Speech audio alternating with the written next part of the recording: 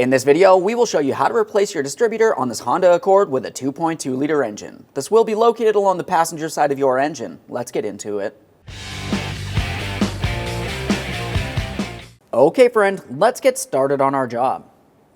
The first thing we want to do is take note of where each one of our spark plug wires leads to on the distributor cap. Just go ahead and follow each one of them and you'll know exactly which one of the spark plug ports that they need to go to. Once you've done that, we can continue on to removing each one of these spark plug wires. 4 for the spark plugs and 1 ignition coil wire. Starting with the ignition coil wire, just go ahead and take hold of that. Pull this off of here. As you remove these, a quick inspection for corrosion, of course. Pull them off of there.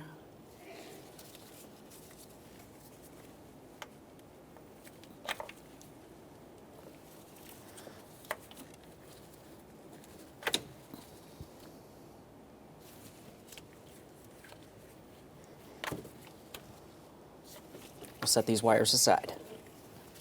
The next thing we'll want to do is remove our 3 8mm headed mounting bolts that hold the distributor cap to the distributor itself. We want to have a look behind there.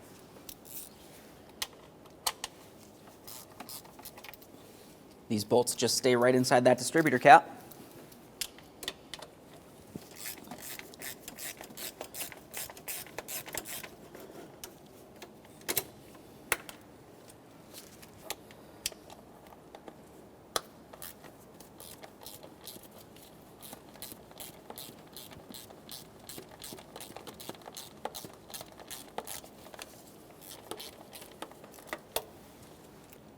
Just take hold of that cap, give it a wiggle, and remove it from the distributor. Now that we have the cap off, let's pay attention to the distributor rotor here. We want to pay attention to the orientation. We can see that where the electrode is, on mine, is facing down diagonally. Yours could be pretty much facing any direction. The reason why it's important to note this is because when you pull off the distributor and you go to install the brand new one, we want to make sure we have this aiming in the same direction.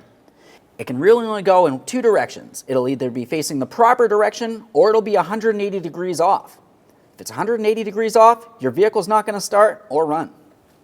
The next thing we're going to do is mark the distributor in comparison to the engine. I'm doing this up along the top here so you can clearly see. You can do it pretty much anywhere. The reason why you want to do this is because behind each one of these bolts, the mounting ports are actually oblonged. So once you start the bolts in, you can twist this one direction or the other to adjust the timing of your vehicle. We want to try to have the new distributor in as close to the same position as possible. Move along to disconnecting your electrical connectors along the back side of the distributor. For each of these, you're going to find that you have a locking tab. You want to squeeze in on that locking tab. For the one on the passenger side here, the larger connector, will be lifting straight up on the opposite side of that connection point. A quick inspection of the wiring there. We want to ensure that there's no corrosion on either side. Now as you move to this inboard one, once again we're going to be squeezing on the locking tab, but this time you want to pull the wiring harness from the bottom straight down.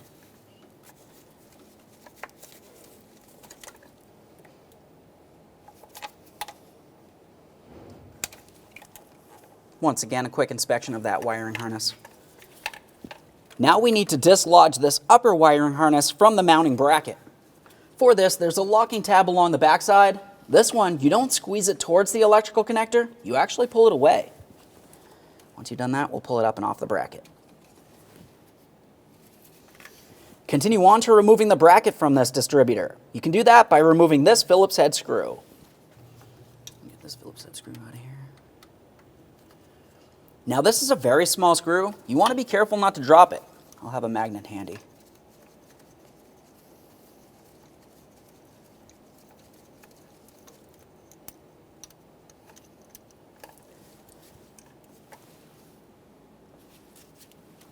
Remove the bracket from the distributor, set it aside. The next thing we'll have to do is remove our 3 12mm headed mounting bolts that hold this distributor in place to the engine. When we do so, we want to pay attention to the orientation of the distributor. The distributor itself will be able to twist one direction or the other, so you want to know exactly how this is situated in here. I'll first remove this upper bolt so you can see right inside here. You'll know what I'm talking about.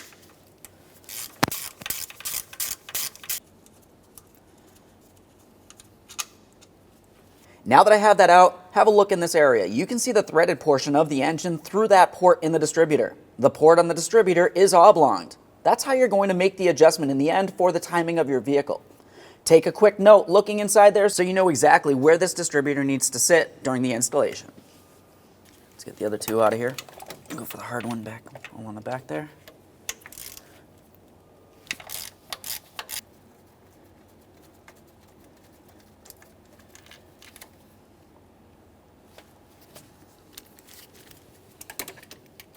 Get this front one.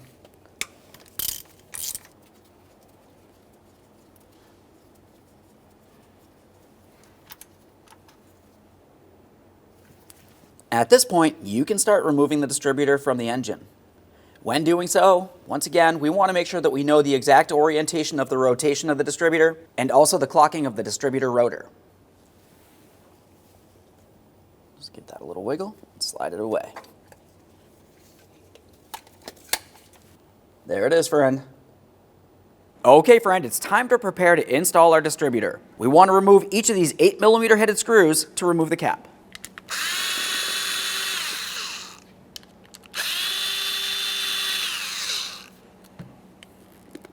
Just give this a little wiggle.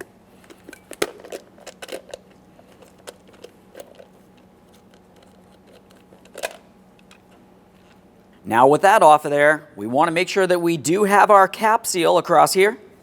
And then we also have the seal across this area, which will go into the engine.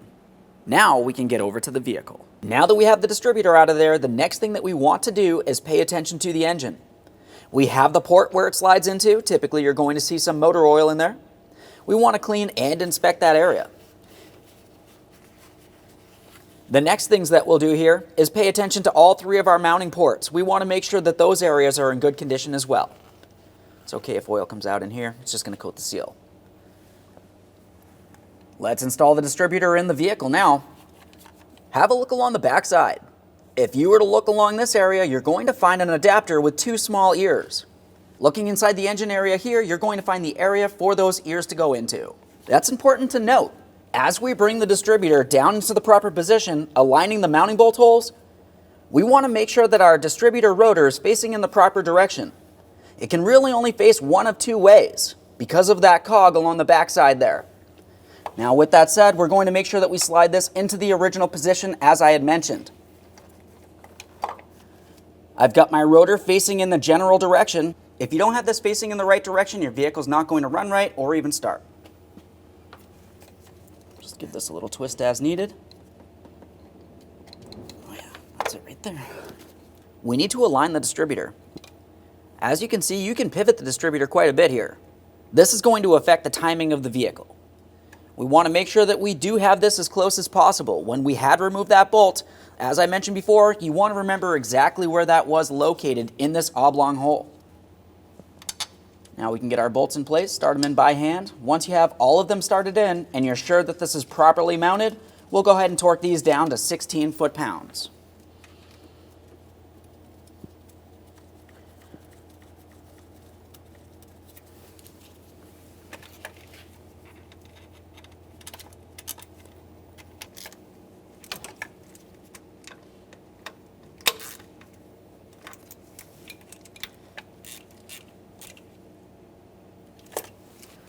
Torque these.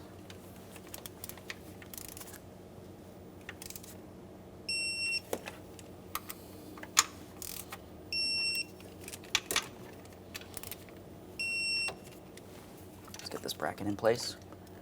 Now for this, it has a very small bolt, so we'll just be using a magnet on that. You can hold it in place at the same time as screwing it in.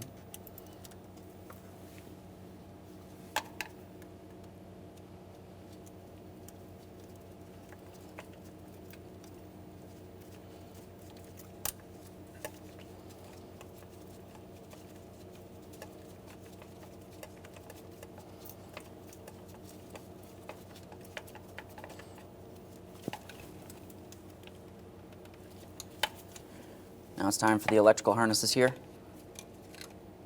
Let's connect it in. Once you do have it connected in, you want to make sure that you secure that wiring harness. We'll just slide it right down onto the bracket. Continue on to the next wiring harness here. Squeeze it in. Listen for a click from each of those. Give them a tug. Make sure they're secure. The next thing we're going to do is install our cap, but before we do, double check to make sure you still have your seal in place. Once again, making sure that our distributor rotor is facing in the proper direction. And now we'll continue on with the cap. Just carefully slide this into place. We'll start in each of these mounting bolts by hand. After that, you can just go ahead and snug them up.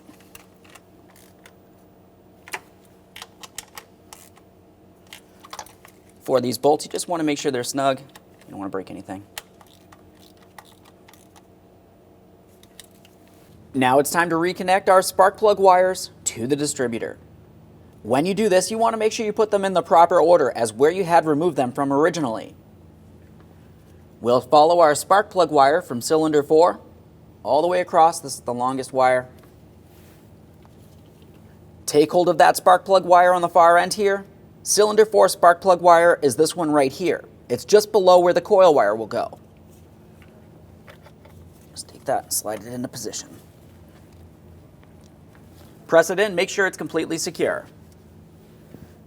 We'll continue on to cylinder 3. Comes right along here. For cylinder 3, we're going to be putting it into this port right here.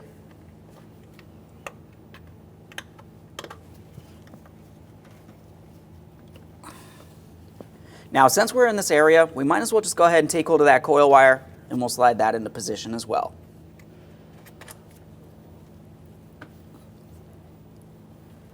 Let's continue on to cylinder 2 spark plug wire.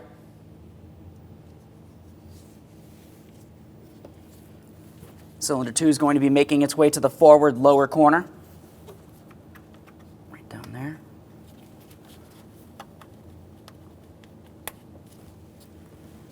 And now cylinder 1. Last spark plug wire. It's right in the far corner there. At this point, you want to double check to make sure that your spark plug wires are not crossed in any way, and they're definitely not going to get caught on anything. Okay, friend, we finished our installation. The next thing you want to do is start the vehicle, time it, and take it for a road test.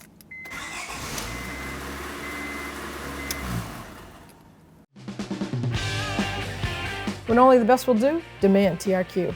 The only company that lets you view before you do. TRQ is committed to offering the highest quality aftermarket auto parts that are engineered for peace of mind. Thanks for using and viewing with TRQ.